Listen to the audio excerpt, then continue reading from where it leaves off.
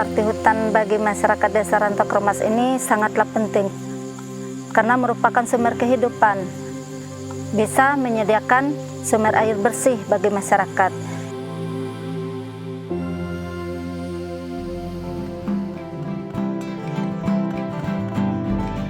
Kehidupan kita sangat berkaitan dengan hutan.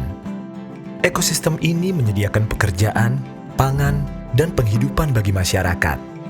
Air dan udara yang bersih, rumah bagi keanekaragaman hayati. Kekayaan alam ini juga menyerap emisi gas rumah kaca dan mengatasi dampak dari perubahan iklim. Untuk tetap menyediakan jasa lingkungan ini, hutan dan sumber daya di dalamnya perlu dikelola secara berkelanjutan, termasuk di Provinsi Jambi, rumah bagi hutan dan keanekaragaman hayati yang penting. Saat ini, Indonesia telah mulai menerapkan pendekatan lanskap terpadu untuk mengatasi berbagai isu penggunaan lahan yang beragam, termasuk di Jambi. Pendekatan lanskap terpadu dapat mengoptimalkan alokasi penggunaan lahan dengan mempertimbangkan dampak ekonomi, lingkungan, dan sosial. Pendekatan lanskap terpadu terdiri dari 3 komponen utama: perbaikan tata kelola hutan dan lahan, pengelolaan dan pemanfaatan hutan secara berkelanjutan, dan instrumen ekonomi hijau. Ini adalah prasyarat menuju ekonomi hijau atau pembangunan rendah emisi gas rumah kaca. Pembangunan rendah emisi gas rumah kaca dapat menciptakan lapangan pekerjaan dan pertumbuhan ekonomi yang selaras dengan target pencapaian pembangunan nasional.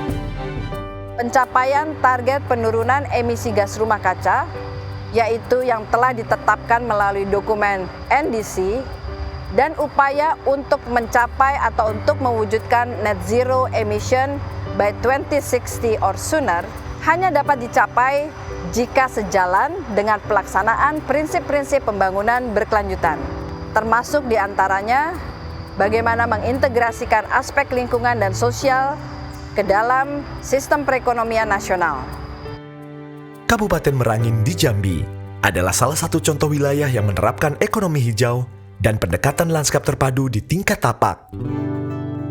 Tentu Jambi sangat sadar sekali ya, bahwa kalau kita hanya bicara ekonomi hijau tidak akan bisa merubah tanpa kita masukkan ke Master Plan Jambi, RPJMD kita masukkan. Maka di tahun 2027 kita sudah memasukkan Growth Plan ya, ekonomi hijau itu sendiri. Dalam praktiknya, pendekatan lanskap terpadu dapat dicapai dengan memperkuat fondasi pengelolaan lahan pada suatu lanskap tertentu. Komponen pertama dari pengelolaan lanskap terpadu adalah perbaikan tata kelola.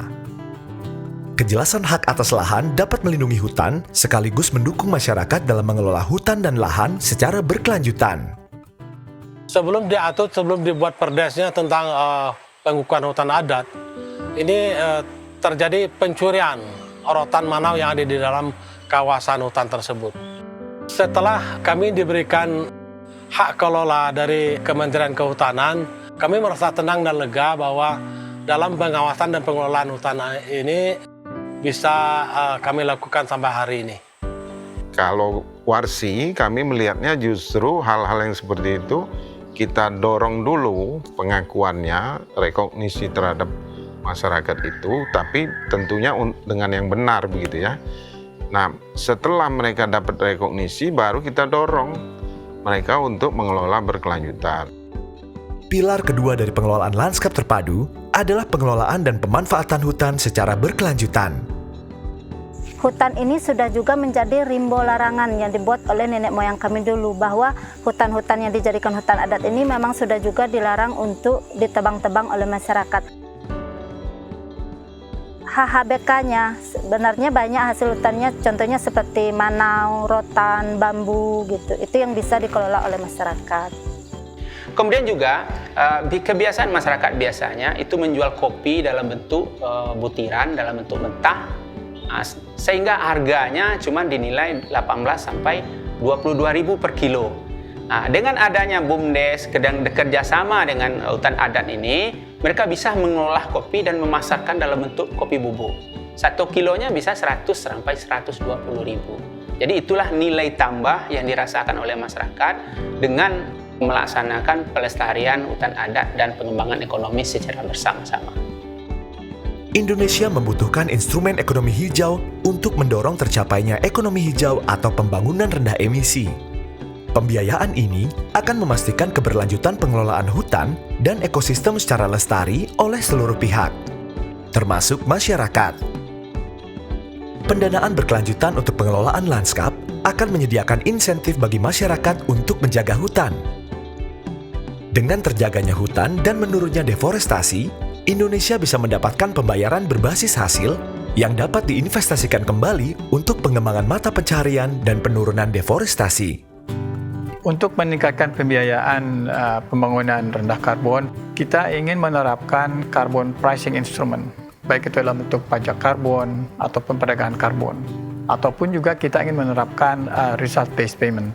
Dan itu yang menjadi salah satu instrumen penting, terutama dalam hal kita untuk mewujudkan hutan sebagai carbon sink di tahun 2030. Requirement dasar dari mekanisme ini adalah bahwa pembayaran tadi harus digunakan untuk kembali mendanai proyek-proyek yang bersifat green. Dengan pendekatan pengelolaan lanskap terpadu, para pemangku kepentingan dari berbagai sektor dapat menyeimbangkan permintaan tata guna lahan yang saling bersaing. Pendekatan ini menciptakan solusi yang mempertimbangkan aspek-aspek pangan dan mata pencaharian, hak atas lahan, restorasi, serta pencapaian target iklim dan tujuan pembangunan. Bank Dunia mendukung pemerintah Indonesia dalam menjalankan pendekatan lanskap terpadu untuk menuju pembangunan ekonomi hijau dan tangguh, hutan sehat, masyarakat sejahtera, ekonomi berkembang. Pada akhirnya, pengelolaan lanskap terpadu bukan hanya sebuah jargon atau aturan, melainkan sebuah cara agar kita dapat meningkatkan mata pencaharian, melindungi lingkungan, dan mengatasi perubahan iklim. Perekonomian hijau perlu dijalankan untuk memastikan bahwa Mak Galang, Pak Hasan, serta anak cucunya dapat hidup dengan lebih baik.